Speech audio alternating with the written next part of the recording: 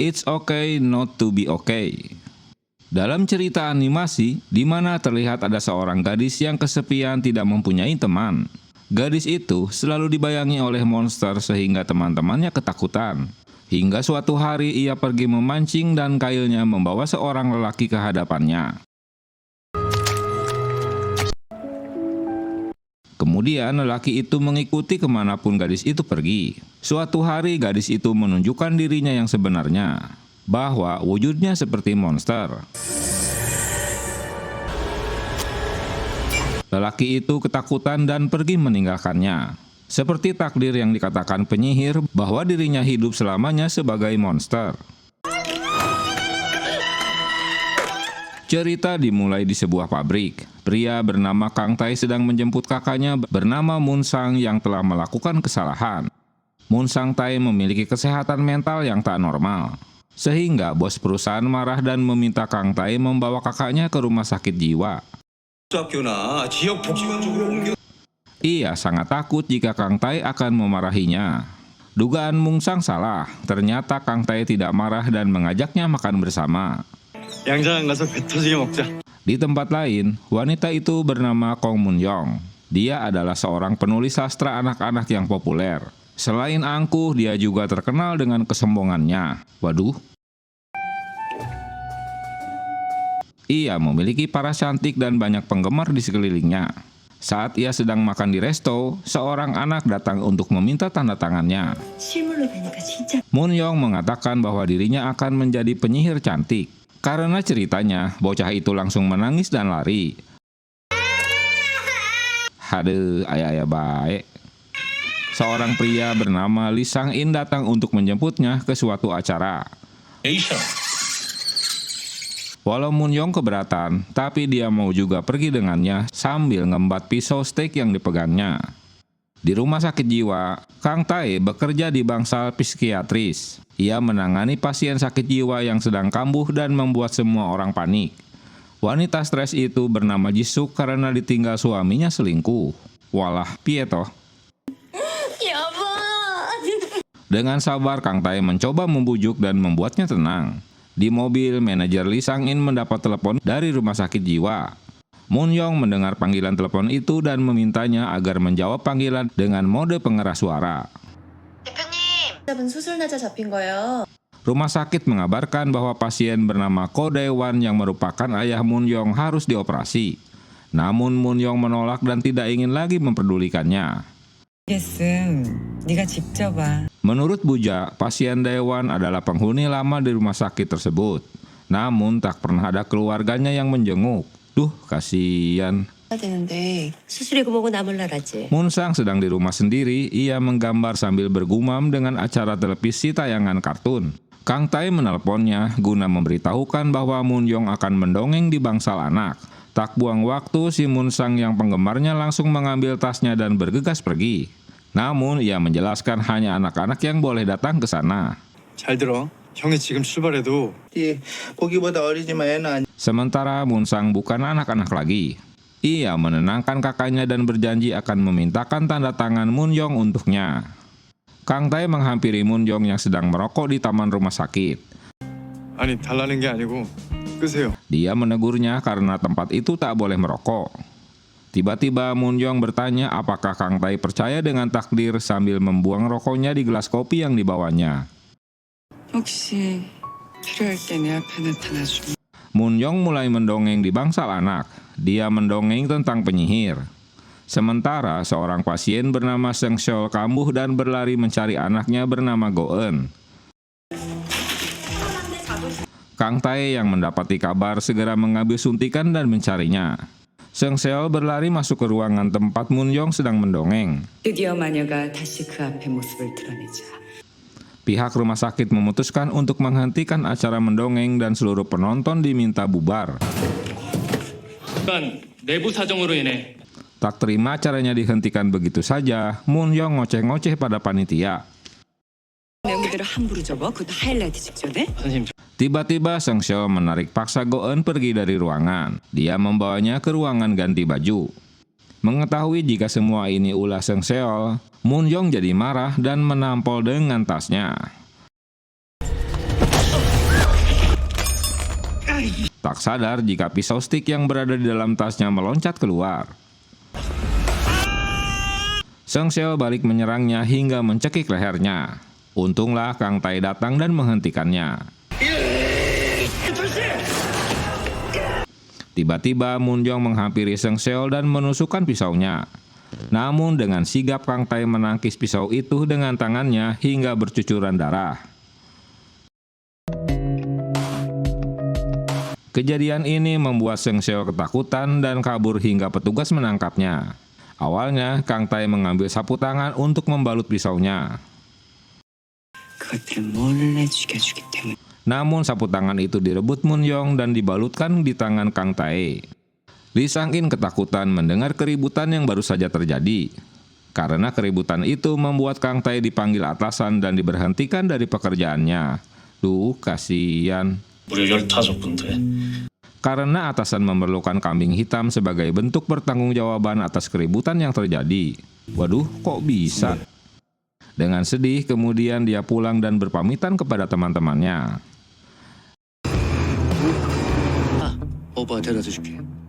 Di halte, seorang teman Kang Tae bernama Jae-soo menghampirinya. Ia mengajak pergi Kang Tae yang sedang terlihat sangat sedih. Sayangnya, motornya mogok dan mengharuskan mereka mendorong. Sepanjang jalan, mereka ngobrol banyak hal. Di tempat lain, perawat Nam Jori menemui Moon Yong. Dia melaporkan keadaan ayah Moon Yong. Namun Moon Yong berkata bahwa jiwa ayahnya telah meninggal, namun raganya masih hidup seperti zombie. Dan ibunya juga sudah meninggal, namun jiwanya masih hidup hingga sekarang. Walah, tega ya. Ucapan Moon Yong membuat Juri bingung dan hanya terdiam. Kang Tae menyuruh Jae-soo untuk meniru tanda tangan Moon Yong. Dengan susah payah, akhirnya mereka tiba sampai di rumah. Kang Tae memberikan tanda tangan Moon Yong kepada Moon Sang. Sayangnya, Moon Sang mengetahui bahwa itu tanda tangan palsu. Ia marah dan mengancam akan membakar buku-bukunya. Berita di televisi menyiarkan Seng Seo tewas bundir di ruang isolasi. Kini polisi masih menyelidiki kematiannya. Sementara si Moon Yong masih terbayang dengan wajah Kang Tae. Begitu juga dengan Kang Tae, membayangkan saat Moon Yong membalutkan sapu tangannya. Kang Tae menemukan buku karangan Moon Yong di bawah bantal Moon Sang dan dia membacanya. Keesokan harinya, Kang Tae pergi menemui manajer Lee Sang-in. Namun orang yang dicarinya belum datang dan Kang Tae diminta menunggu. Sambil menunggu, dia membaca buku-buku karangan Moon Yong. Kedatangan Moon Yong ke kantor dan membuat panik semua orang. Di luar kantor, Moon Yong terkejut melihat Kang Tae yang sedang serius membaca. Tak disia-siakan, dia pun datang menemuinya. Moon Yong mengira kedatangan Kang Tae adalah meminta ganti rugi atas peristiwa penusukan. Sayangnya, dugaan Moon Yong salah. Kang Tae datang hanya untuk melihat Moon Yong. Alasan ini membuat Moon Yong terkejut.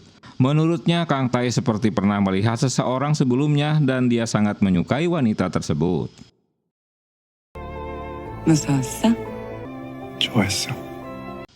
Saat Kang Tae akan pergi dari tempat tersebut, Lee Sang-in datang dengan membawakan sekotak minuman untuk Kang Tae.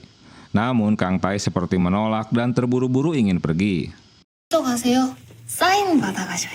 Kedatangan Yong Seung langsung menahannya dan menanyakan apakah ia sudah mendapatkan tanda tangan Moon Yong karena tadi dia memintanya. Ucapan ini tentulah membuat Kang Tae salah tingkah. Moon Yong secara langsung memberikan tanda tangan di buku ceritanya yang baru atas nama kakaknya. Kemudian Kang Tae pamit pergi dan Sang-in mengejarnya sambil memberikan uang 50.000 won sebagai permintaan maaf. Namun Kang Tae menolak. Saat keluar kantor, Moon Yong masih memandangi Kang Tae dari atas gedung. Dia seperti tertarik dan ingin mendapatkannya. Wah, ada mangsa baru. Dia menyuruh Jijo untuk segera menyelidiki status Kang Tae. Mendapat buku baru yang ditandatangani Moon Yong membuat Moon Sang pergi, padahal Jae-ju belum memakan mie pesanannya. Hade, katro ya. Rupanya Moon Young memberikan pesan di bukunya agar dia datang ke acara peluncuran buku barunya. 알바 뛰던 것도 샀다. 거려. 그러니까 Kang Tae meminta Jae-soo untuk menemani Moon Sang ke acara peluncuran buku. Sementara Moon Sang sibuk memilih-milih baju yang cocok untuk acara yang akan dihadirinya. 지문 혹 사는 재미로다가 다쳤어? Di tempat kerja, Kang Tae bekerja sangat keras meski tangannya masih terluka dan mengeluarkan darah. Di dalam rapat, peran Moon Young sangat besar. Lee Sang-in harus bisa sejalan dengannya walau itu bertentangan dengan hati nuraninya. 바꾸면 계약 파기한다고. 이 엄연히 종이 다른데요? Meskipun ia bekerja dengan sangat baik, Kang Tae memutuskan untuk berhenti bekerja. Sepulang dari bekerja, Jory sudah menunggunya, kemudian mereka ngobrol di taman. 갈 병원은 정했어요? Yuri menanyakan perihal kepindahannya dan juga tempat kerja barunya. 원하면 지금처럼 Ia menawarkan Kang Tae bekerja di rumah sakit Oak di sebuah kota kecil di mana Kang Tae pernah tinggal. Dia teringat masa lalunya saat peristiwa ibu Kang Tae meninggal karena dibunuh. Saat itu Moon Sang memberikan keterangan ke polisi bahwa ada kupu-kupu yang berkata ingin membunuh ibunya. Keterangan kakaknya membuat Kang Tae marah karena tidak masuk akal. Sejak saat itu mereka berdua harus berjuang bersama tanpa bantuan orang tuanya. 우리 집에 빈 방이 하나 있어요. Selain menawarkan pekerjaan, Yori juga menawarkan Kang Tae untuk tinggal di rumahnya. 시골이라. Sayangnya Kang Tae menolak bantuan dari Yuri. Ia teringat kembali di saat Yuri menemui Jae-soo. 인연을 만들어봐야 뭐 하겠냐고. Dia mengatakan bahwa dirinya sangat kasihan pada Kang Tae. Hidupnya tidak bisa tenang karena kupu-kupu. Hal itulah yang menyebabkan Kang Tae sering pindah tempat tinggal setiap tahun. Keesokan harinya, Kang Tae mengantarkan Moon Sang menghadiri acara Moon Young karena Jae-soo tak ada kabarnya. Kang Tae berpesan kepada kakaknya untuk langsung pulang setelah mendapat tanda tangan dan foto bersama. Kemudian Kang Tae menyuruh Moon Sang mengantri. Saat Kang Tae menerima telepon Jae-soo, Moon Sang membuat keributan karena melihat ada anak memakai kostum dinosaurus. Ayah anak itu tak senang dan menjambak rambutnya. Tentu ulahnya mengganggu acara peluncuran buku tersebut. Mengetahui hal itu, Kang Tae langsung masuk ke ruangan dan menenangkannya. Moon Young melihat mereka dari kejauhan. Dengan didampingi bodyguardnya, dia menghampiri mereka. Ia meminta ayah anak itu untuk meminta maaf kepadanya. Karena menolak, ia menjambak rambut ayah anak itu. Moon Sang Tae dibawa ke sebuah ruangan agar bisa tenang. Sementara itu Kang Tae dan Moon Young menunggu di luar. Karena Kang Tae tak mau menemui kakaknya hingga Moon Young ngoceh-ngoceh. Ucapannya ini membuat Kang Tae tersinggung karena dianggap menghina kakaknya. Hingga dia jadi kesal padanya, padahal Moon Young mulai menggodanya. 뭐 하는 짓이야? Tiba-tiba datang seorang lelaki yang membawa 2 kotak uang suap dan berbicara tidak enak kepada Moon Young. Ahjusi itu membahas orang tua Moon Young dan membuatnya emosi. 우리 치우고 당신 갈 길이나 가지. Kang Tae berusaha menyuruhnya untuk pergi, tapi dia terus ngoceh. Kang Tae tidak bisa menenangkannya dan Moon Young pergi mengejar lelaki itu. Merasa ada gelagat tak baik, Kang Tae ikut lari mengejarnya. Moon Young berhasil menemukan lelaki itu dan mendorongnya jatuh dari tangga setelah Ahjusi itu selalu mengancamnya. Tentulah uang yang dibawanya berhamburan. Kang Tae datang menemuinya dan memberikan terapi pada Moon Young agar lebih tenang. Malah si Moon Young menggodanya.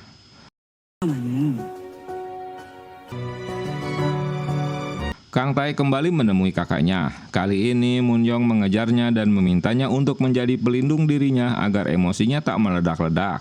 Kang Tae menolak tawarannya dan mengatakan untuk tidak bertemu lagi dengannya. 다신 보지 말자. 그러니까 여기까지만 해. Ia juga mengatakan bahwa tidak ada obat yang bisa menyembuhkan Moon Young karena dirinya memang terlahir seperti itu. Di masa lalu, Kang Tae memberikan bunga untuk gadis yang disukainya. Tapi dia dikejutkan karena gadis itu membunuh kupu-kupu dengan kejam. Lee Sang-in marah-marah karena ulah Moon Young yang semau dewe meninggalkan fansnya. Setelah bertemu Munsang, mereka pun pulang ke rumah. Namun Munsang terlihat sedih karena belum mendapat tanda tangan Munyang. Kemudian Kang Tae memberinya kejutan dengan membelikan buku tentang dinosaurus. Munsang terlihat sangat senang dan langsung membacanya. Sesampainya di rumah, Jae-soo sudah menunggu di depan pintu. Jae-soo memberitahukan jika dia mabuk karena habis minum dengan seorang wanita. Kang Tae mengatakan akan berhenti membuat Jae-soo susah.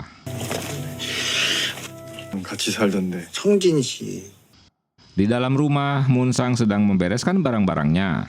Kang Tae berkata bahwa dia ingin pindah ke kota Seongjin dan dia sangat antusias untuk pindah ke sana. Berita buruk tentang Munyong dengan cepat menyebar ke berbagai media. Namun Munyong justru tidak bisa dihubungi dan membuat timnya panik. Lee Sang-in berniat untuk menyuap korban kekerasan agar mereka mau damai. Kemudian seseorang datang dengan sangat panik mengabarkan bahwa sekumpulan orang melarang penjualan buku Munyong karena kontennya dinilai terlalu kejam. Hal itu semakin menambah kepanikan Lee Sang-in. Sementara itu, Munyong mengendarai mobilnya pergi ke sebuah kota dengan pemandangan yang sangat indah. Gadis di masa lalu itu ternyata memang Munyong yang selalu mendapat bunga dari Kang Tae. Rupanya dia pergi ke kota Seongjin karena sebelumnya Jijo telah mengirimkan daftar riwayat hidup Kang Tae.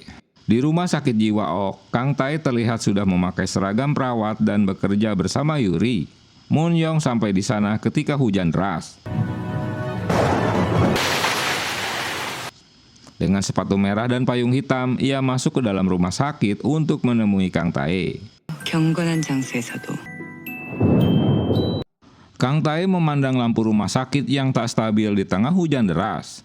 Buja memberitahukan bahwa semua orang menolak keberadaan rumah sakit itu karena tanahnya bekas tanah kuburan.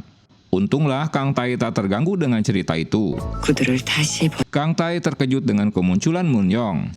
Sejujurnya dia lebih takut dengan kedatangannya. 억지로 갈라놔도 Alasan kedatangannya, Munyong merindukan Kang Tae. Tak sengaja pertemuan mereka diketahui oleh juri. Setelah hujan berhenti, Kang Tae mengajak Munyong keluar rumah sakit dan dia telah mengungkapkan tak ingin bertemu kembali dengannya. 잘 컸다. 너 나 알아? Namun si Munyong yang sudah kebelet ingin bertemu Kang Tae tak dapat menahannya lagi. Wele-wele gatal ye. 자꾸 탐이 나. Dia terus menatap Kang Tae yang telah tumbuh jadi pria yang menggemaskan.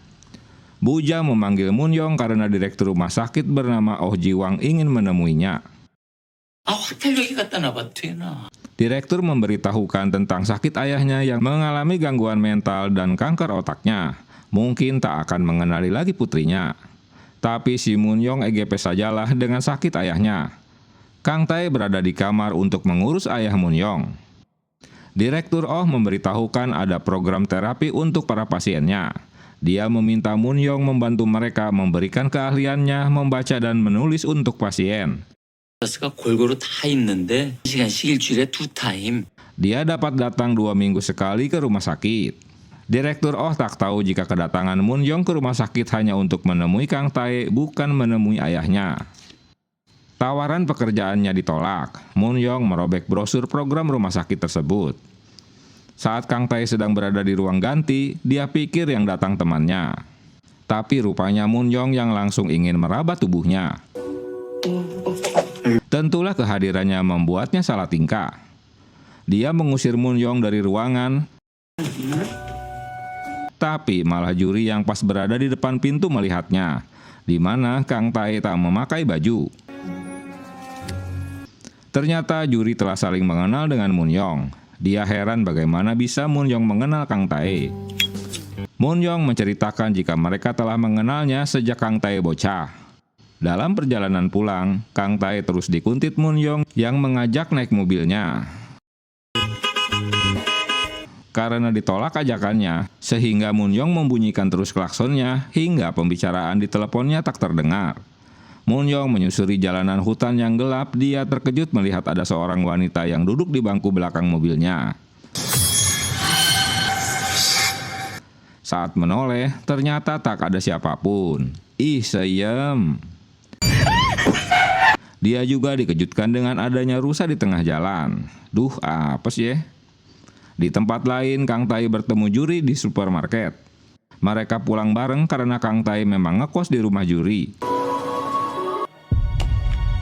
Sesampainya di pintu gerbang tak terurus, Moon Young membukakan pintu dan masuk yang ternyata dia datang ke kastil milik ayahnya yang dulu sengaja dibangun untuk istrinya agar fokus dengan menulis. Dulu bangunan itu sangat mewah, kini tak terurus seperti rumah hantu. Menurut cerita Sheoli, di kastil itu Bu Moon Young menjadi gila dan ayahnya menjadi seperti sekarang. Sementara kini rumah Juri jadi ramai dengan tinggalnya 3 pria itu. Mereka pun makan malam bersama. Moon Young mengalami mimpi buruk di saat tidur. Dia didatangi penyihir yang berkata akan membunuh pangeran yang akan menyelamatkannya. Kontan saja dia terbangun ketakutan. Moon Young mulai tenang saat teringat pada Kang Tai. Esok harinya Moon Young mulai memberikan dongeng untuk pasien. Kang Tai pertama kali melihat cara Moon Young mengajari pasien dengan nasihat dari sebuah cerita. 동아란 현실 세계의 잔혹성. 맞는다. Di akhir kelasnya, Moon Young berkata pada para pasien agar bisa menghadapi kenyataan untuk bisa bahagia. 깼어요. Setiap bertemu, si Moon Young selalu menggoda Kang Tai. Dia bahkan tak sungkan-sungkan memberitahukan mimpi dengan Kang Tai dalam tidurnya, hingga membuat mereka terkejut saat melihatnya.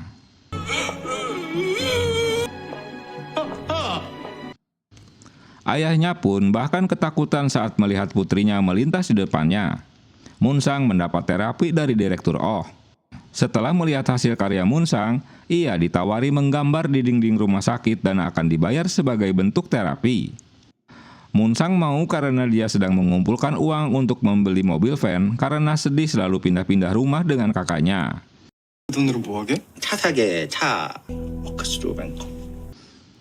Anak calon wali kota Seongjin bernama Kwon Gido dirawat di rumah sakit jiwa Ok karena menderita gangguan bipolar. Dia bahkan sering berulah di rumah sakit. Meski anaknya dirawat di sana, ayah Gido bernama Pak Kwon ingin menghancurkan rumah sakit tersebut.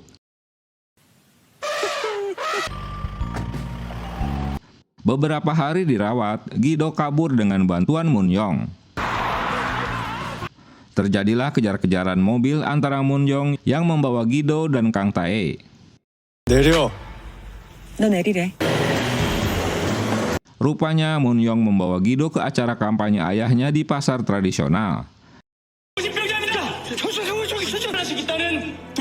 Dia mengacaukannya dengan naik ke panggung dan berteriak agar masyarakat tak memilih ayahnya. Waduh.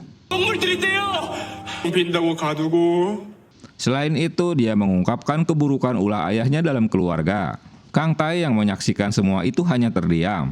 Dia menyadari jika semua ini dikarenakan peran Moon Young untuk menghancurkan Pak Kwon.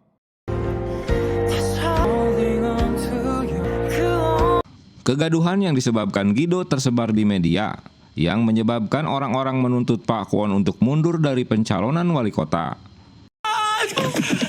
Seorang staf Pak Kwon memarahi mereka dan mengancamnya jika mereka membatalkan pencalonan Pak Kwon. Moon Young seperti biasa tak takut dan malah mengancam balik. Saat orang itu akan menampar, Kang Tai tak tinggal diam. Pria itu pun pergi dengan rasa kesal. Aksi pahlawannya membuat Moon Young tersanjung.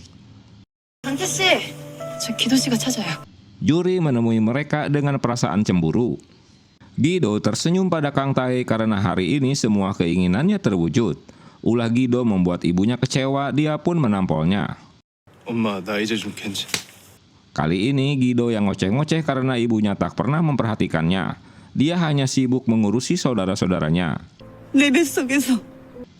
Dia berhenti memukuli anaknya setelah menyadari ada banyak mata yang memperhatikannya.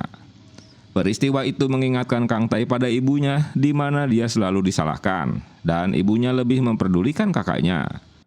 Juri kecewa setelah Kang Tai menolaknya untuk pergi dengannya, karena dia telah ada janji dengan Moon Young untuk menemaninya. 내가 납치해서 널 잡한 제대로 만들어줘. Dalam perjalanan, Moon Young terus saja menggoda Kang Tai. Kemanapun Kang Tai pergi, dia pasti akan mengikutinya. Oleh-oleh rezeki ini mah. Di tempat lain, Lee Sang-in mendapat berita buruk jika pelarangan penjualan buku dongeng baru Moon Yong disetujui. Dia memutuskan untuk menemui Moon Yong. Dia menghubungi Kang Tae guna menanyakan keberadaan Moon Yong. 이번 신작까지 판매 금지당한 마당에 걔가 Setelah menceritakan apa yang terjadi, Lee akan meminta Moon Yong untuk menuliskan buku cerita baru. Selesai menerima telepon, Kang Tae berbohong jika teleponnya itu dari rumah sakit. Direktur Oh mengumpulkan stafnya setelah mendengar ayah Gido diminta mundur dari pencalonannya.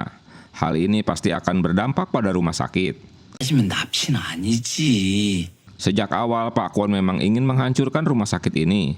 Jadi bersiaplah jika dia menuntutnya. Direktur Oh malah diminta bawahannya untuk memecat Moon Yong karena telah menculik Gido dan membuat kekisruhan.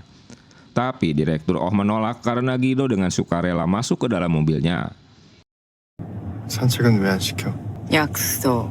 Kang Tae menanyakan mengapa Moon Yong tak mau mengajak ayahnya jalan-jalan.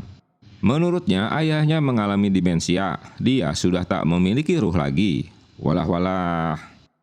뒤에서 좀 알아봤지. Kang Tae terkejut setelah Moon Yong menceritakan bahwa dia telah menyelidiki latar belakangnya. Dia tiba-tiba meminta Moon Yong menghentikan mobilnya. Dia keluar dari mobil dengan marah. Saat itulah Moon Yong mengungkapkan cintanya pada Kang Tae yang belagak tak mendengar. 사랑해 강태 씨. Dia berkali-kali mengungkapkannya dengan rasa kesal. Moon Yong benar-benar tak mengerti mengapa Kang Tae tiba-tiba marah. Apa yang salah dengan ucapannya?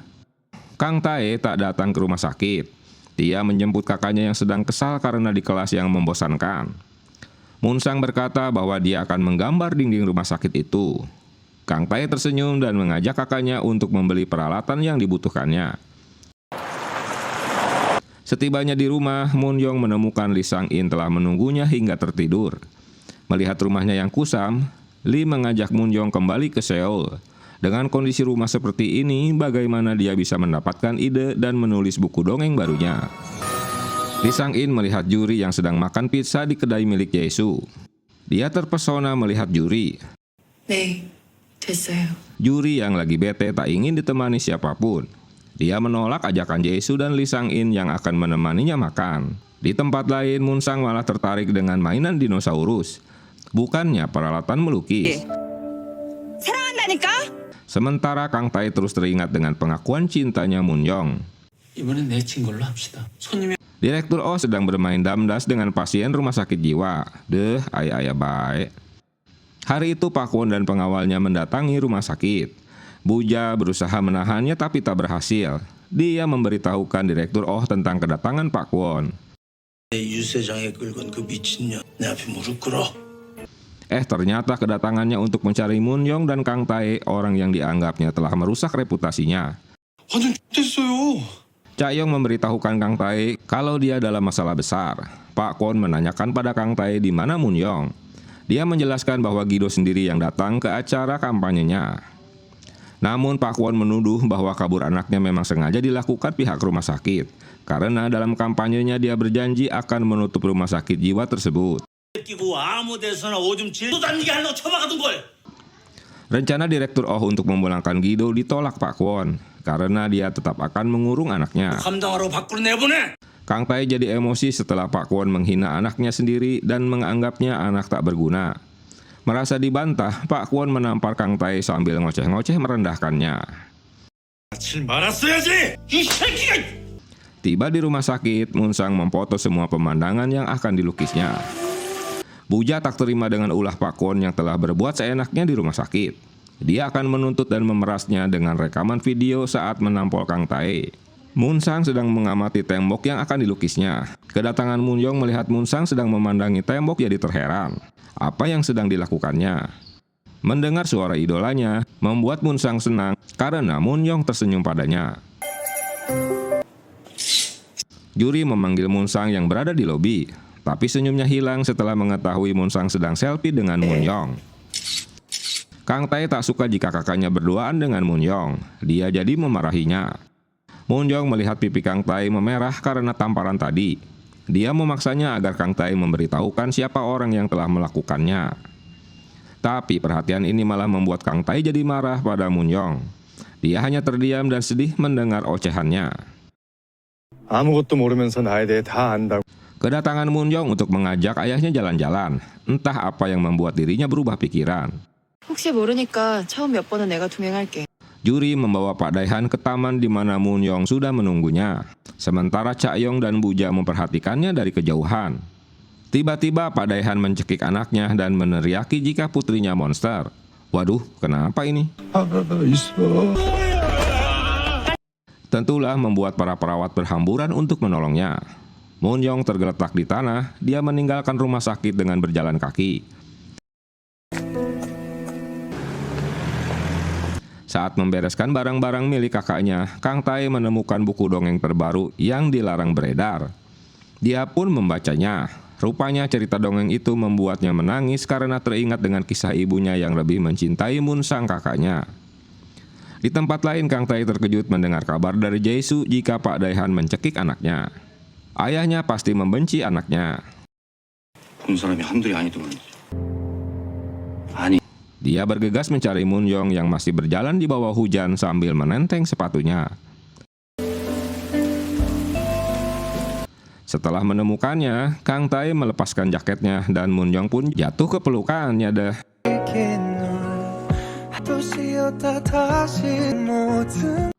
Kang Tae membawanya ke sebuah motel terdekat. Pegawai motel mengira jika mereka sepasang kekasih. 아버지, 잡는 거지. Karena tak nyaman ditawari yang aneh-aneh, Kang Tae mengajaknya pergi. Namun Moon Young menolak. Lagi pula mereka baru sadar jika mereka berdua tak membawa ponsel maupun dompet. 얼어 죽을 일 있어? 여기 방은 아주 후끈해요. Singkat cerita, Kang Tae mengajak Moon Young ke rumahnya dan memberikan pinjaman bajunya. 실례인가? 니네 형은? Bu Yuri menyiapkan makan malamnya, tapi Kang Tae menolak dengan halus. Dia ingin makan di rumahnya saja. Padahal makanan itu akan dibagi dengan Moon Young. Untunglah Moon Young cocok dengan rasa makanannya. 이각시 내가 데려가 살고 싶다. 잘하네. Malam itu Chan Yong seperti mendengar seorang wanita yang bernyanyi di saat lampu rumah sakit mati. Namun tak ada siapa-siapa. Ih, takut. Yuri datang dan memberitahukan memang di rumah sakit ini sering ada wanita yang bernyanyi. Cerita ini membuatnya semakin takut. Selesai makan, Kang Tae menyuruh Moon Young pulang, tapi dia menolak. Malam ini dia ingin menginap di rumahnya. 너 소리 지른다? Tingkah Kang Tae terhadap Jae-soo malam itu sangat aneh. Dia tak boleh masuk ke rumahnya. Tentulah takut ketahuan karena ada si Moon Young. Saat akan kembali masuk ke rumah, kini Moon Young malah yang mengunci pintunya. Dia meminta Kang Tae berjanji agar malam ini diperbolehkannya menginap. 그래서 지금 후회 중이야. Karena terpaksa, Kang Tae pun mengizinkannya. Esok paginya, Yuri baru pulang bekerja. Dia terheran melihat Moon Young berada di rumahnya di pagi hari. Mengetahui jika ini rumah Yuri, 여기 내 집이야. 이 집에 들인 거다? Moon Young baru paham jika yang mengajak tinggal di rumah dan di kota ini adalah Yuri. Dia menuduh Yuri menyukai Kang Tae. Moon Young mengingatkan agar Yuri tak mengganggu Kang Tae karena dia miliknya. Hade, kok rebutan? Setelah adu mulut, mereka melanjutkannya dengan berkelahi dan saling menjambak rambut sambil teriak-teriak. Hingga mengundang semua penghuni rumah menemuinya. Ajakan Moon Young untuk tinggal bersama di rumahnya ditolak Kang Tae. Dia yang menentukan di mana harus tinggal. Setelah memberinya uang untuk ongkos pulang, Kang Tae meninggalkannya. 꽤 생겼는데. Lee Sang-in memiliki masalah baru, di mana kritikus buku yang terjatuh dari tangga telah memiliki rekaman percakapan Moon Young sebelum jatuh. 나도 될 수 있거든. Kini kritikus itu meminta ganti rugi yang sangat besar. Jika tidak, dia akan memenjarakan Moon Young. Lee benar-benar stres, apalagi tagihan penerbit dan distributor buku juga belum dibayarnya, hingga dia jatuh pingsan. Lee menemui Moon Young, dia memberitahukan jika perusahaannya sudah bangkrut. 우리 망했다. 완전 개털된 거 있지. Tapi si Moon Young malah mengusirnya. Lee berlutut agar dia tetap diizinkan untuk bekerja sama dengan Moon Young. Dokter, perawat, dan pasien rumah sakit berolahraga bareng. Yuri diam-diam melirik terus Kang Tae. Moon Sang akan mulai melukis di tembok, tapi dia bingung warna apa dulu yang harus dipakainya. Direktur Oh berniat membantunya. Dia mengecat warna hijau. Tapi aksinya malah membuat Moon Sang jadi marah dan mengecat wajah Dokter Oh hingga mengejarnya di sekeliling rumah sakit. Hade PA ya. Moon Young datang ke rumah sakit karena disuruh Dokter Oh. Yuri meminta Kang Tae agar tak menghindarinya karena merasa terbebani olehnya. Dia berharap agar Kang Tae tetap tinggal di rumahnya karena ibunya menyukai mereka. 나빠 좋아. 한방 예지국에서 Saat sedang mengecat, Moon Young menghampirinya dan mengajak Moon Sang ke rumahnya. Dia terkagum-kagum dengan isi rumahnya. Moon Young mengeluarkan selembar kertas untuk ditandatangani. Sebuah kontrak kerja menjadi ilustrator. Setelah mencari kakaknya tak ketemu, akhirnya Kang Tae menelepon Moon Young. Salah satu poin kontrak itu pekerja bersedia tinggal di rumah pemberi kerja. Moon Young memberitahukan jika mereka berada di kastilnya. 소녀의 엄마는 난 너무 특별해서 Moon Young menceritakan sebuah dongeng pada Moon Sang. Di masa lalu, Kang Tae kecil mengumpulkan bunga-bunga liar untuk dikumpulkan menjadi bukei. Dia pergi ke rumah Moon Young untuk memberikan bukeinya. Tapi ibu Moon Young menghadangnya dan mengucapkan sesuatu, hingga membuat senyum Moon Young hilang. Ketika dia menemui Kang Tae di gerbang, dia malah mengambil bukei dan menginjak-injaknya, lalu mengusirnya. Tuh, kasihan. Tentulah Kang Tae kecewa karena bukeinya dihancurkan sambil berlalu pergi. Sekarang Kang Tae kembali ke kastil itu. Dan dia melihat Moon Young berdiri di balkon yang sama. Kang Tae melangkah masuk ke rumah Moon Young di mana kakaknya sedang tidur di sofa sambil memeluk botol soju yang sudah kosong. Setelah menyelimuti kakaknya dengan jaket, dia terus menemui Moon Young yang ada di balkon. Moon Young terkejut jika Kang Tae mengetahui siapa dirinya. Kang Tae menjelaskan jika dia mengenalnya setelah melihat matanya. 니들을 처음 봤을 때부터 연기 진짜 소름이다. Moon Sang menolak saat Kang Tae mengajaknya pulang. Dia harus tinggal di kastil ini karena sudah menandatangani kontrak kerjanya. 나도 이제 Walau Moon Sang tak mau memberikan kontraknya, tapi Kang Tae dapat merebut dan merobeknya. Tentulah membuat kakaknya marah hingga mendorongnya terjatuh. Tak hanya itu, dia pun memukuli Kang Tae. Tentu Kang Tae terkejut karena kakaknya sangat marah. Hingga akhirnya Moon Young meminta Moon Sang Tae berhenti memukulinya. Kini Kang Tae menyadari jika kakaknya benar-benar menurut pada Moon Young. Tentulah si Moon Young merasa menang karena kakaknya kini tak mau mendengar ocehannya lagi. Kini keputusan untuk tinggal di kastil ini terserah pada Kang Tae. Akhirnya Kang Tae pun pulang sendirian. Setelah adiknya pergi, kini Moon Sang yang bolak-balik membukakan pintu sambil berharap agar Kang Tae akan tinggal bersamanya. 걘 오빠 못 버려. Moon Young meminta Moon Sang agar tak perlu mengkhawatirkan adiknya. Kang Tae melihat robekan kontrak kerjanya. Dalam persyaratan itu, Moon Sang memang harus tinggal di rumahnya.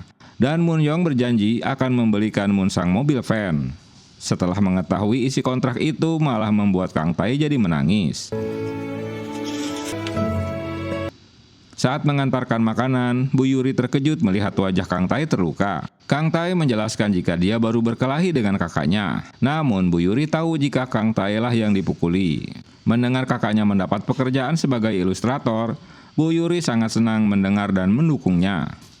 Pendapat ini membuat Kang Tae bertanya-tanya apa memang benar itu sebuah hal yang baik. Bu Yuri bahkan ingin berterima kasih pada si pemberi kerja yang telah mengajak Moon Sang. Kang Tae rupanya menerima nasihat Bu Yuri. Moon Sang membukakan pintu rumah. Mengetahui bukan adiknya yang datang, dia menutup pintu rumahnya kembali. Seng Jae mengingat jika itu kakaknya Kang Tae, orang yang menyebabkan keributan di toko buku. Moon Young turun dari lantai atas karena mendengar berisik di rumahnya. Sementara Lee berniat mendobrak pintu rumah, namun apes pintu keburu dibuka sehingga Lee terjatuh di hadapan Moon Young. 상자에 사파를 그린다. Melihat ada Moon Sang, Lee pun mengusirnya. Tapi Moon Young memberitahukan jika dia tinggal dengannya, sambil mengenalkan Moon Sang sebagai ilustrator barunya. Lagi-lagi Lee menolak kehadiran Munsang, tapi dia kalah suara karena Seng Jae juga mendukungnya. Kang Tae tiba di rumahnya. 안전핀 있으니까 걱정하지 마. 내 친동생이가. Moon-young memberitahukan jika Kang Tae orang yang akan meredam emosinya yang meledak-ledak. Munsang menjelaskan jika Kang Tae adalah adiknya. Akhirnya Lee dan asistennya terusir dari rumah tersebut. Menurut Seng Jae, penulis yang memiliki masalah kepribadian dan ilustrator yang katro akan menjadi kolaborasi yang bagus jika akan sukses menjadi kesuksesan besar dan sebaliknya. Di tempat lain, Bu Yuri panik setelah mengetahui jika orang yang mempekerjakan Munsang adalah Moon-young. Dia tak sampai hati untuk memberitahukan kabar buruk ini pada putrinya.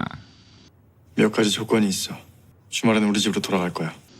Kang Tae mengizinkan kakaknya bekerja dengannya, tapi dia meminta kakaknya agar dapat pulang ke rumah setiap akhir minggu. Dan Moon-young pun setuju. Kini giliran Jae-soo yang panik mengetahui Munsang kerja dengan Moon-young. Yuri mendengar teriakannya sehingga Bu Yuri terpaksa memberitahukan apa yang telah terjadi dengan Munsang. Yuri pun kembali menangis di balik selimutnya. Aduh, kasihan. Munsang dan Kang Tae begitu kagum melihat ada banyak buku cerita di rumah itu. Apalagi mereka melihat tempat tidur yang begitu empuk tapi spraynya sudah 20 tahun tak dicuci. Waduh, piye iki? Hari itu Moon-young bangun lebih siang. Dia terkejut melihat Munsang sedang mengepel lantai dan bersih-bersih. Saat ke dapur, sarapan sudah tersedia karena Kang Tae baru saja selesai memasak. 아침 어떻게 해? Rupanya itu pertama kalinya Moon-young menikmati tinggal di rumah dan sarapan pagi di rumahnya. Mereka pun pergi bersama ke rumah sakit agar tak dicurigai mereka. 그 이상하네. 나비. 거부합니다. 거부. Munsang hampir menyelesaikan lukisannya yang bernuansa bunga. Direktur Oh menanyakan mengapa lukisannya tak ada kupu-kupu. Munsang menolak untuk melukisnya. Malam itu Moon-young kembali mimpi buruk. Dia didatangi penyihir yang menyebabkan erep-erep gitu ya. Kang Tae yang mendengar suara gaduh di kamarnya membangunkannya. Pagi hari saat terbangun dia melihat Kang Tae masih menunggui di kamarnya. Kang Tae menjelaskan bahwa semalam dia demam dan mimpi buruk. 누워있어. 형 알바 데려다주고. Dia menyuruh Moon-young beristirahat biar dia yang akan mengantar Munsang dan membeli obat. Di rumah sakit, Direktur Oh dan stafnya melihat rekaman CCTV. Rupanya Buja pingsan saat berbicara dengan Moon-young. 당분간 보호 관찰을 하면서 Entah apa yang mereka bicarakan. Sejak peristiwa itu, Direktur Oh menghentikan kelas Moon-young untuk sementara waktu hingga mereka tahu apa yang terjadi pada Buja. Moon-young teringat masa lalunya di mana ibunya melarangnya untuk memotong rambut panjangnya karena mirip dengannya. Jika marah, Bu Moon-young menyeramkan dia akan memecahkan cermin. Moon-young berniat akan memotong rambutnya, lagi-lagi pesan ibunya terngiang-ngiang kembali di telinganya. Lee yang baru tiba di rumah mendengar kegaduhan di kamar Moon-young. Dia pun segera berlari menghampirinya. Moon-young memberitahukan jika dia ingin memotong rambutnya, tapi aneh mengapa tak bisa.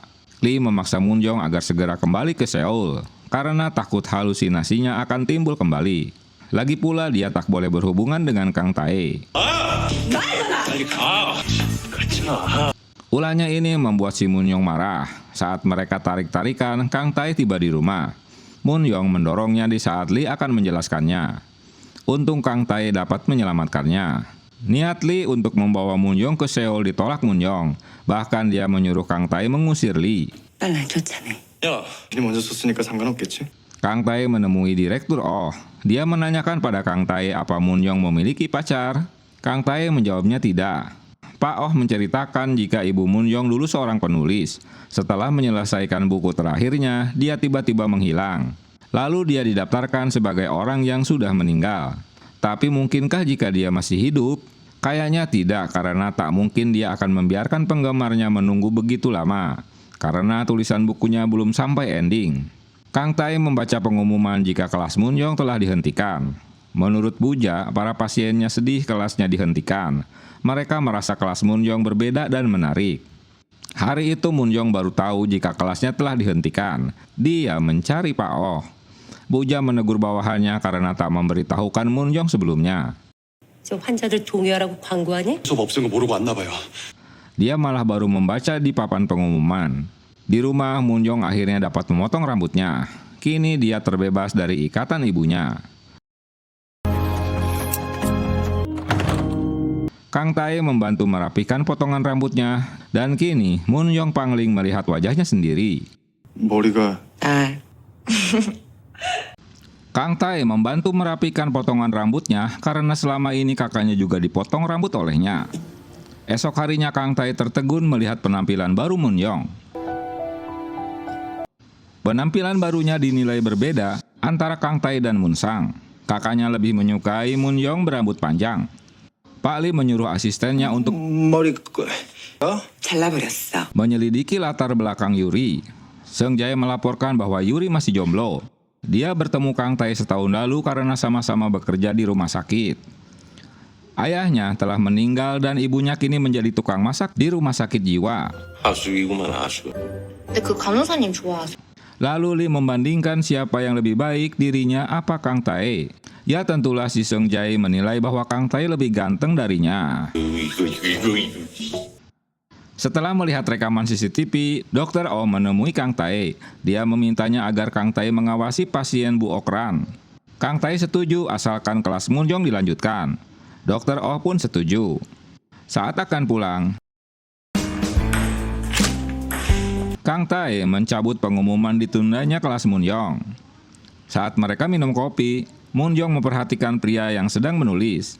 Singkat cerita, mereka pun berkenalan. Hal ini membuat Kang Tae cemburu karena Moon-young mengaku bukan pacarnya. Pria itu bernama Daniel Choi. Sambil memberikan kartu namanya, dia seorang CEO agensi. 또 요새 이렇게 만나게 되다니. Rupanya, dia yang bekerja mengadakan pameran buku Moon-young tempo hari. Mereka pun saling bertukar nomor ponsel dan meminta Kang Tae memfotokan mereka dengan berpose mesra. Ya tentulah membuat si Kang Tae tambah gondok aja deh. 내가 한 번씩 웃어줄 때마다 성장을 해야지 왜 영업을 해? Kang Tae menyangkal habis-habisan saat Moon-young menuduhnya cemburu. Ternyata Moon-young mendekatinya hanya untuk mengambil ballpoint milik Daniel. Di tempat lain, Yuri terkejut mengetahui ibunya sedang ngobrol dengan Lee. Dia protes setelah tahu ibunya menyewakan kamar untuknya. Alasannya Bu Yuri kasihan padanya karena dia tak mengenal siapapun di kota mereka. Lagian dia pimpinan penerbit di mana Moon-sang bekerja. Ujung-ujungnya si Yuri harus berbagi kamar dengan Jae-soo di kamar atas. 아니 나도 그 출판사 그 작자라는 사람이랑 Dia ngoceh-ngoceh pada Moon-sang tentang ibu Yuri dan menganggap semua teman-teman Moon-young menyebalkan. Lee memberikan alasan ingin tinggal di rumahnya karena ada Yuri. Dia juga tahu jika cinta Yuri bertepuk sebelah tangan. Kasian kali ya. 힘들어서 못 해먹겠다던 짝사랑. Kemarahan dan kekesalan Kang Tae diungkapkan pada Lee, yang tentu saja dia bingung karena tak tahu apa yang telah terjadi. 서비스에 그렇게 쓸데없이 적극적이어야 됩니까? 무슨 소리 하는 거예요? Kecemburuan Kang Tae mereda setelah Moon-young tidur di pahanya. Moon-young memberitahukan Kang Tae bahwa Dr. Oh telah memintanya lagi untuk melanjutkan kelasnya buat pasien. Kang Tae membaringkannya di sofa, menyelimuti dan memberikan bonekanya. Direktur Lee terkejut karena kumisnya tiba-tiba hilang. Rupanya itu ulah Jae-soo karena Lee tidurnya mendengkur. Mereka kini sudah tinggal sekamar. Gara-gara permen karet yang menempel di kumisnya hingga terpaksa Jae-soo mencukurnya. Hade, ayah-ayah baik. Yuri terbangun dan terkejut melihat Seung Jae sedang mengepel. Seung Jae ingin membantu membersihkan kamarnya selama dia tinggal di rumahnya. 앞으로 청소는 제가 다 할게요. Moon-young mulai mengajar lagi di kelasnya. Dia menjelaskan cerita Beauty and the Beast. 이게 현대에 와서 이 스스로 할 수 있는 가장 위대한 일. Di bagian lain, Buja menghampiri Moon-sang yang sedang asik melukis. Dia memuji lukisannya. 그림을 잘 그렸어요. Hari itu, mereka kedatangan mantan suami Ahrem. Di layar CCTV, Ahrem sedang dikejar mantan suaminya. Dia berlari ke taman di mana Moon-young sedang duduk. Saat mantan suaminya akan memukul, Moon-young melemparkan kaleng padanya. Sehingga dia yang kena sasaran kemarahan pria tersebut. Kedatangan Kang Tae membela Moon-young. Keributan berhenti di saat Buja dan Chae-young menemui mereka. 이게 뭐 하는 짓이야? 그만. Karena peristiwa tersebut, Dr. Oh men-skor Kang Tae dan dia tak mendapatkan gaji selama diskor. Duh, kasihan.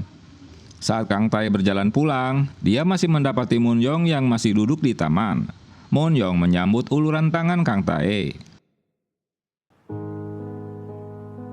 Dalam perjalanan, Moon Young jadi kesal karena Kang Tae selalu menolak ajakannya untuk berlibur. Menurutnya mereka harus mengajak Moon Sang agar tak bobo bareng gitu. Wah, padahal rezeki ya. Tiba-tiba Moon Young menginjakkan pedal gas mobilnya hingga melaju kencang dan hampir menabrak tumpukan batu. Kang Tae berteriak mengingatkannya, hingga Moon Young menghentikan mobilnya. Untunglah si Kang Tae tak sampai ngompol bro. Moon Young menyuruh Kang Tae keluar dari mobil dan melemparkan tasnya. Duh, kejam. Kang Tae melanjutkan untuk mendatangi resto Jaisu. Dia terheran melihat Kang Tae begitu lahap memakan pisahnya. 나랑 같이 검사 받자. 응? Padahal dia baru saja diskor dari rumah sakit. Keluarga Ahrem kembali datang ke rumah sakit. Mereka meminta Ahrem agar dikeluarkan dari rumah sakit tersebut dan akan membawanya berobat di Amerika. Namun Ahrem menolak, tapi karena Dr. Oh mengizinkan, akhirnya Ahrem ikut dengan keluarganya. Di tempat lain, Jaisu ngoceh-ngoceh pada Kang Tae karena dia tinggal sekamar dengan Lee. Saat bertemu Moon Young, Kang Tae berusaha mendekatinya, hingga wajah mereka sama-sama dekat. Sayangnya mereka terganggu dengan suara rusak.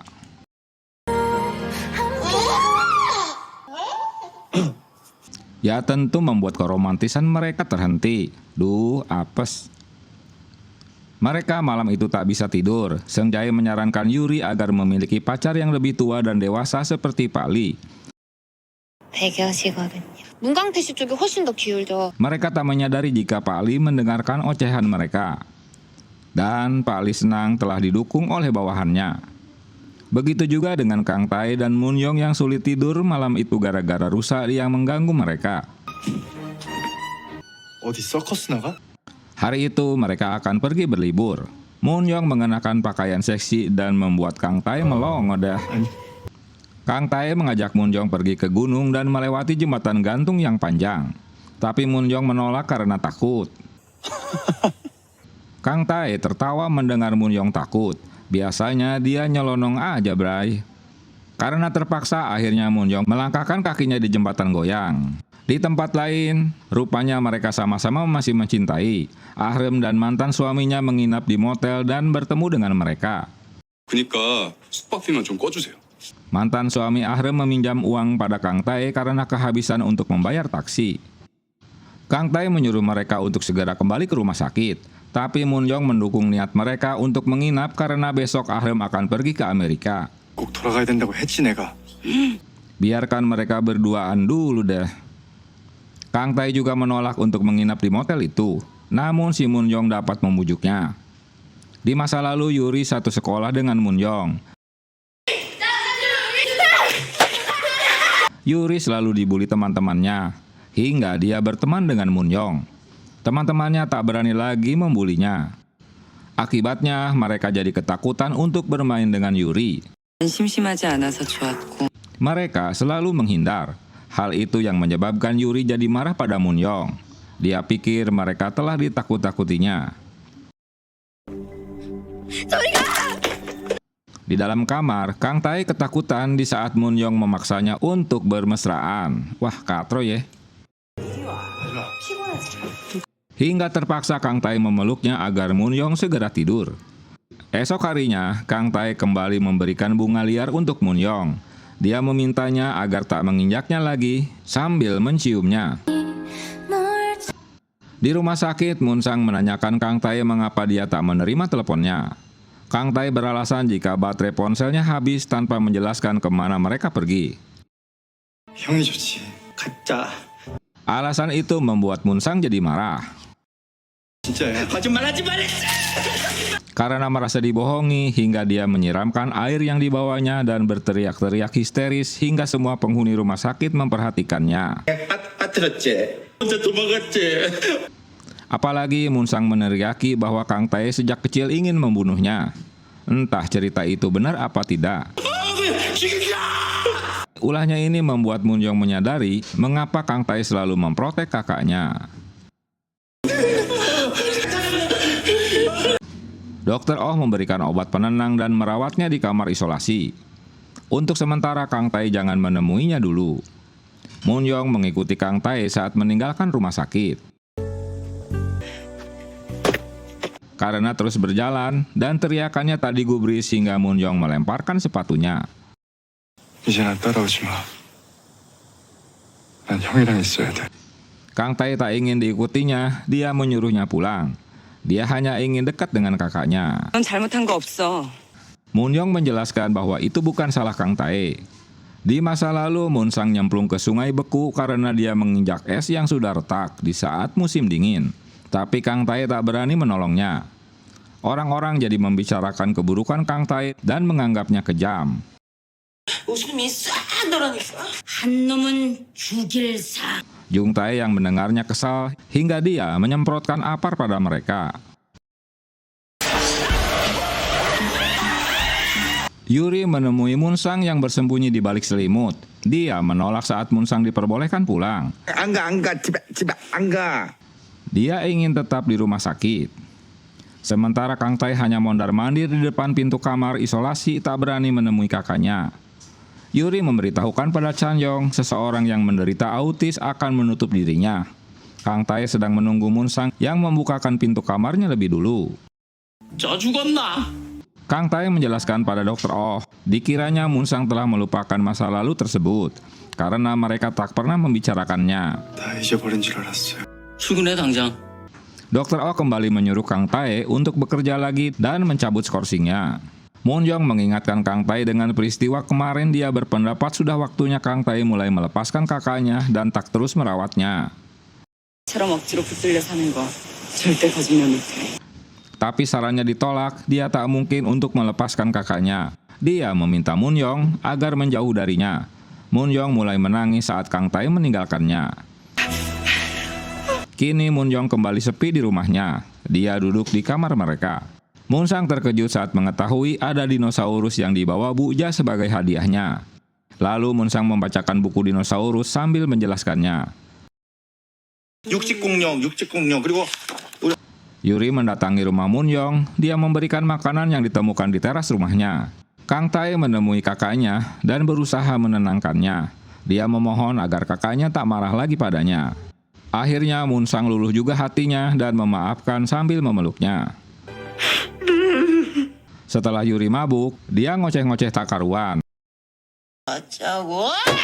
그래서 최고로 Mengakui jika dia cemburu karena Kang Tae menyukainya. Di tempat lain, Kang Tae terus memandangi fotonya bersama Moon Young. Lee datang ke rumah Moon Young untuk menjemput Yuri yang sudah pingsan. Di bagian lain, tiba-tiba saja Ok Rian datang ke rumah Moon Young. Birthday to you. Kehadiran Ok Rian di ruang kerjanya membuat Moon Young tak senang. Apalagi dia memegang barang-barang pribadinya. Dia mengaku sebagai fans ibunya sebagai penulis dongeng. Saat memegang bolpennya, Moon Young berusaha merebutnya, tapi Ok Rian menariknya hingga tangannya berdarah. Mendengar Ok Rian kabur dari rumah sakit, Kang Tae bergegas ke rumah Moon Young. Tiba di rumahnya, dia mendapati darah yang tercecer. Mendengar Moon Young memanggilnya, Kang Tae berlari memeluknya. Moon Young memberitahukan jika Ok Rian telah pergi. Dia kecewa karena Kang Tae datang hanya untuk menangkapnya kembali. Kang Tae menyadari kesalahannya. Dia kembali menemui Moon Young dan membalut luka di tangannya. Di luar dugaan, Kang Tae menciumnya sambil mengucapkan selamat ulang tahun pada Moon Young. Dia juga mengaku jika Kang Tae merindukannya. Kang Tae melaporkan pada Pak Oh status Ok Rian yang berada di rumah Moon Young. Pak Oh meminta agar mereka menghubungi polisi dan bawahannya berjaga-jaga dengan kedatangannya. 외부 라운딩 가까이 좀 하고. Kang Tae terbaring di tempat tidur karena demam.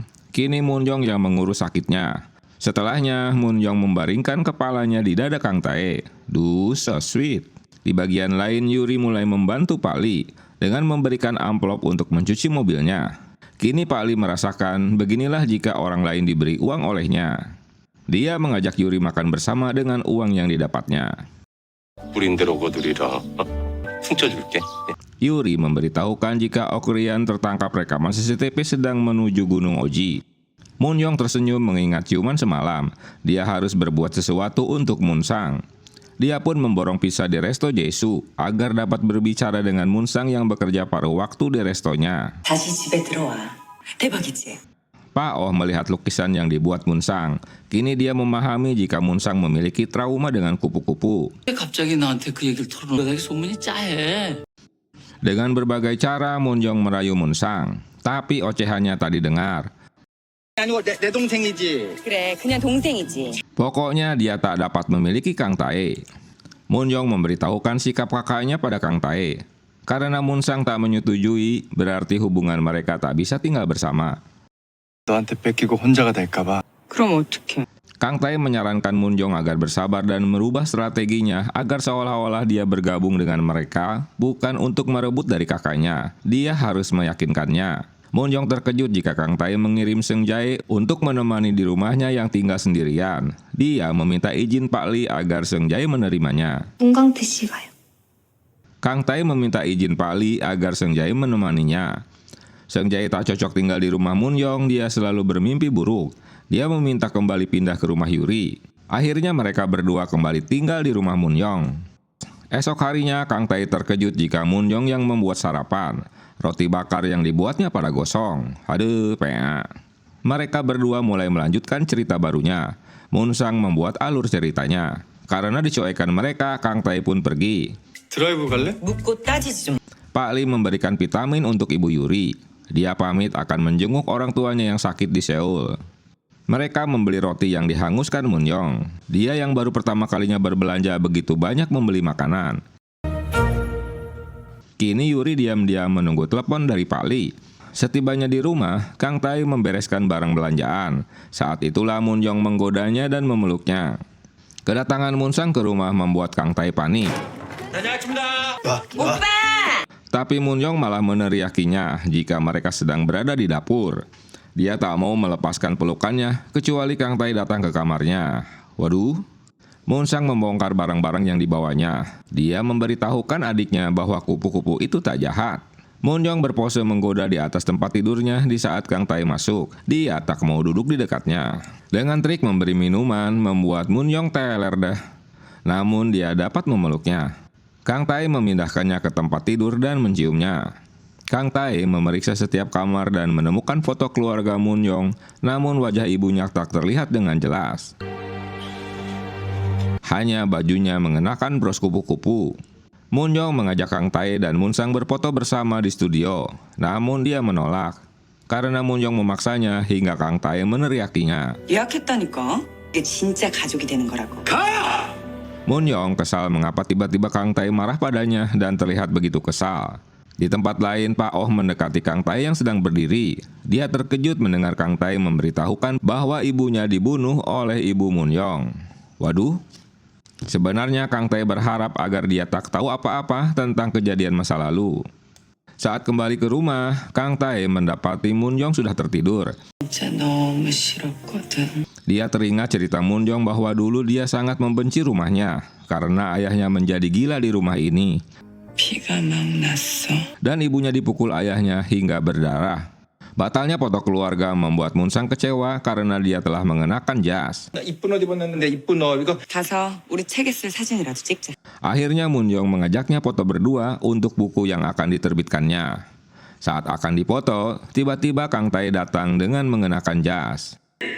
잠깐만.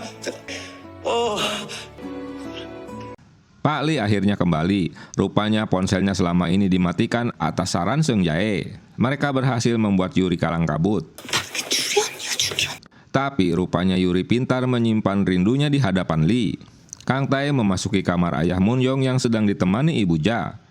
Si ayah menceritakan masa lalu. Bahwa Munjong melihat ayahnya membunuh ibunya dan menyembunyikannya di ruang bawah tanah. Malam harinya, ayahnya membuang ibunya ke waduk. Karena penyakitnya, ayah Munjong akhirnya meninggal. Mereka bertiga ikut mengantarkan ke tempat peristirahatannya. Ketika kembali ke rumah, foto keluarga mereka telah terpasang. Munjong menanyakan pada Kang Tae apa sebaiknya mereka menjual rumahnya ini untuk memulai semua dari awal. 목적지 없이. 그러자. Uangnya untuk membangun kembali perusahaan Pak Li yang bangkrut dan membeli sebuah mobil van agar mereka bebas pergi kemana saja. Tentu Kang Tai harus berhenti bekerja. Munsang akhirnya mau menggambar kupu-kupu pada lukisannya. Tapi mereka dikejutkan dengan gambar kupu-kupu yang telah terlukis di tembok. Motif kupu-kupunya seperti yang terdapat di baju Bu Munyong. Kupu-kupu itu membuat Munsang ketakutan dan Munyong teringat pada ibunya. Munsang berteriak karena kupu-kupu itu yang telah membunuh ibunya. Teriakannya membuat Munyong tak dapat menerima apa benar ibunya yang telah membunuhnya. Kang Tai berusaha menenangkannya, tapi dia tak menjawab pertanyaan Munyong. Di tempat lain, Buja mengendarai mobil dengan menggunakan bros kupu-kupu seperti yang dipakai Bu Munyong. Dalam rekaman CCTV, Pak Oh mengetahui jika seorang wanita yang menggambar kupu-kupu tersebut. Mereka terkejut karena itu ulah Buja. Kejadian itu membuat psikologis Munyong terguncang. 엄마는 Sementara Pak Oh akan meminta polisi menyelidiki Buja alias Do Jae. Apa hubungannya dengan Ibu Munyong? Dan dia menyuruh Kang Tai cuti beberapa waktu sambil menjaga Munsang dan Munyong. Pak Oh heran bagaimana mungkin dia begitu lama menyembunyikan identitasnya dan bekerja di rumah sakit. Sebelumnya, Bu Ja berada di kamar ayah Munyong. Dia kesal mendengar suaminya tak menyesal telah membunuhnya. Kini Bu Ja membuka identitasnya bahwa dia istrinya yang telah dibunuhnya. Berita itu mengejutkan ayah Munyong. Bu Ja juga yang membunuh Seng Seo setelah melukai Munyong. Dengan dalih dia bundir. Dia juga yang membunuh suaminya dengan mematikan alat medisnya. Pak Oh memberitahukan Yuri bahwa Bu Ja sakit. Lambat laun dia juga akan mengetahuinya. Pak Li tak mengetahui lebih banyak tentang keluarga Munyong. Dia hanya tahu ibunya kuliah di kedokteran dan berhenti setelah menikah. Sejak itu hubungan dengan keluarganya juga terputus. Dia hanya tinggal di rumah itu untuk fokus menulis. Banyak penerbit yang meminta Munyong untuk melanjutkan cerita ibunya karena memang belum berakhir. 그렇게 끔찍한 일을 겪었는데 그냥 괴롭혔어요. Sementara naskah terakhirnya juga hilang. Kang Tai memberikan semangat pada Munyong, dia akan selalu berada di sampingnya. Dalam kesedihannya, Munyong teringat masa-masa indah dengan Kang Tai. 알고 있었어? 얼마 안 돼. Munyong menanyakan pada Kang Tai benarkah ibunya yang membunuh ibu Kang Tai. Kang Tai memberitahukan jika dia belum lama mengetahui hal ini. Jawaban itu menyakiti hati Munyong.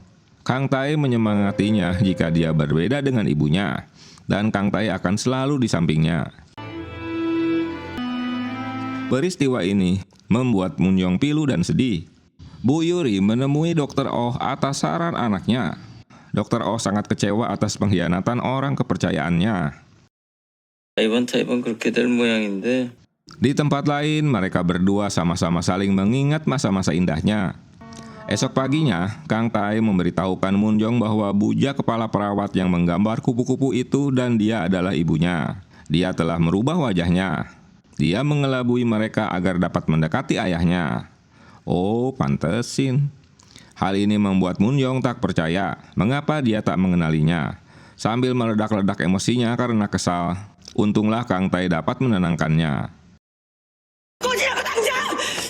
공부 약속했잖아. 아니, Munsang mengira jika adik dan Munyong sedang marahan. Itu sebabnya wajah Munyong murung. Kang Tai memberitahukan kakaknya jika Munyong sakit. Dengan membawa bubur, dia menyuapi Munyong. Munyong memposting berita untuk memprovokasi ibunya agar muncul. Untuk mendekati Munyong, dia lebih dulu mendekati Munsang. Dia yang katro memang tak memahami situasi yang sedang terjadi. Karena telepon ke kakaknya tak dijawab, Kang Tai pun mencarinya.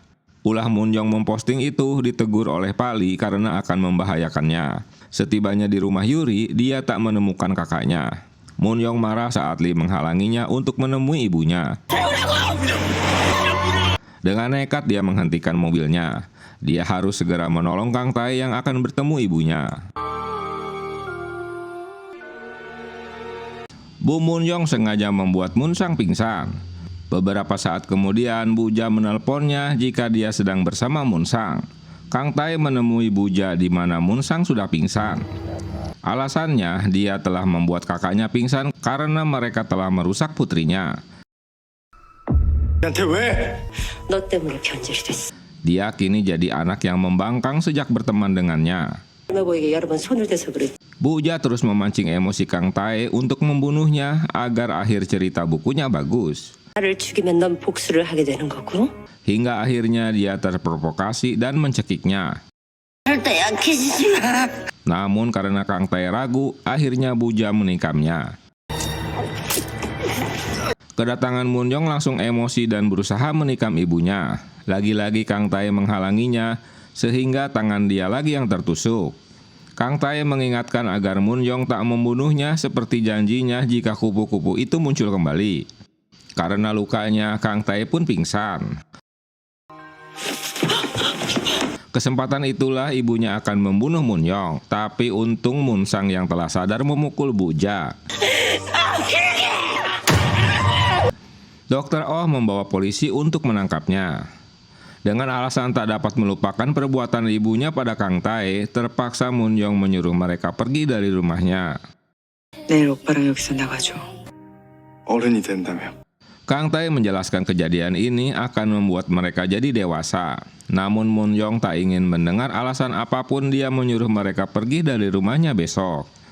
Setelah menyiapkan sarapan, Kang Tae pergi ke rumah sakit. Kang Tae memberitahukan Dr. Oh untuk berhenti dari rumah sakit. Hal yang kebetulan Dr. Oh juga akan segera mengundurkan diri karena peristiwa yang memalukan dirinya. 원장으로서 응당 책임도 져야 되고. Moon-sang kecewa karena buku dongeng yang akan dirilisnya dibatalkan oleh Moon-young. Dia juga mengusirnya dari rumah. Duh, kasihan. Dan tetap akan membayar denda kontrak yang sudah disetujuinya. 오늘 중으로 나가줘. Begitu juga dengan Pak Lee, dia kecewa karena Moon-young tak mempunyai dongeng lagi. Dia akan berhenti sebagai penulis. Kang Tae tetap ingin tinggal di rumahnya dan terus berusaha menghibur Moon-young. 넌 좋아하잖아. Setelah mendapat telepon dari Yuri, Moon-young datang ke rumahnya. Ibunya berusaha keras memasak makanan kesukaan untuknya agar dia mau makan. Setelah kembali ke rumah, Moon-young terkesan melihat gambar ilustrator yang dibuat Moon-sang. Esok harinya, Moon-young yang sedang ziarah terkejut diikuti Kang Tae. Kang Tae terus berusaha meyakinkan dirinya bahwa dia akan selalu berada di sisinya. Karena Moon-young terus cuek padanya, hingga Kang Tae yang meneriaki bahwa dia menyukainya. 사랑해, 고문형. 사랑한다니까? Hal itu dilakukannya seperti Moon-young di masa lalu. Kini malah terbalik ya, si Kang Tae yang berusaha merayunya.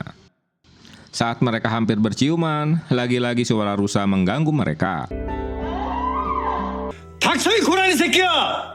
Hingga membuat Kang Tae berteriak kesal. Teriakannya ini membuat Moon-young tertawa, dan mencairlah kembali hubungan mereka. Dan mereka pun berciuman dah.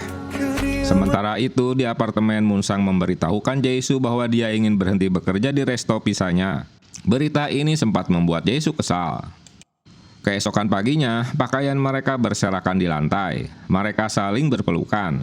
Kemudian Moon-young yang ceria menemukan Kang Tae di dapur dan memeluknya dari belakang.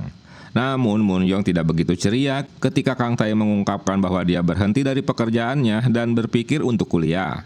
Moon-young lebih suka Kang Tae selalu bersamanya.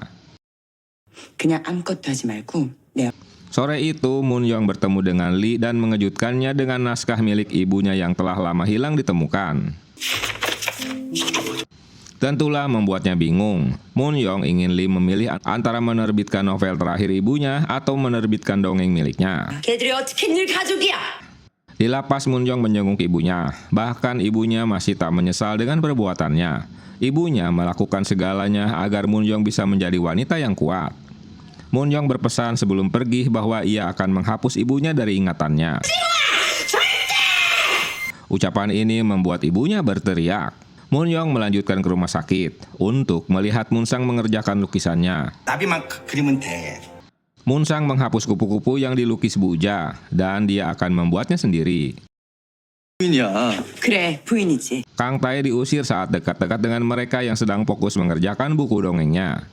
Munsang mengambil salah satu salinannya. Dia sangat gembira melihat namanya tercetak di sampul di samping nama Munyong. Untuk merayakan peluncuran buku tersebut, Rumah Sakit Ok mengadakan acara dongeng yang juga dihadiri oleh pasien Ahrem, Anja, dan Gido. 세 사람이 함께 Akhirnya Munsang menyelesaikan muralnya, lengkap dengan kupu-kupu. Direktur Oh dan Ibu Yuri mengaguminya. Dia berhasil mengatasi ketakutan pada kupu-kupu. Dongeng di kelas pun dimulai. Dengan malu-malu, Lee menggerakkan tangannya ke arah Yuri hingga menyentuh kelingkingnya. Tapi reaksi mereka tetap datar. Dokter Oh memberi mereka hadiah, sebuah mobil karavan. Namun Kang Tai menyadari bahwa tidak ada seorang pun yang ingin pergi jalan-jalan. Munsang tidak mengerti perbedaan antara melarikan diri dan bepergian. Dan Munjong tidak ingin tinggal di dalam mobil yang sempit selama itu. Kang Tai sangat terpukul karena dia terlalu bersemangat. Jae-so dan Sang In hampir tak dapat menahan tawa saat Kang Tai terus mengoceh karena kecewa. 어떻게 참았니? 지들끼리 동화 만든다고. Saat Kang Tai pulang, ia sudah benar-benar mabuk. Kang Tai terkejut melihat Munyong dan Sang Tai menunggunya sambil membawa koper di tangannya. Ternyata mereka hanya berpura-pura tidak ingin pergi untuk memberinya kejutan. Esok harinya mereka bepergian. Kang Tai dalam keadaan mabuk parah. 내 팔자야. Munyong ngoceh-ngoceh karena Kang Tai merusak awal perjalanan mereka. Mobil karavan itu berhasil mencapai banyak tempat berbeda dalam beberapa hari dan mereka pun berkemah.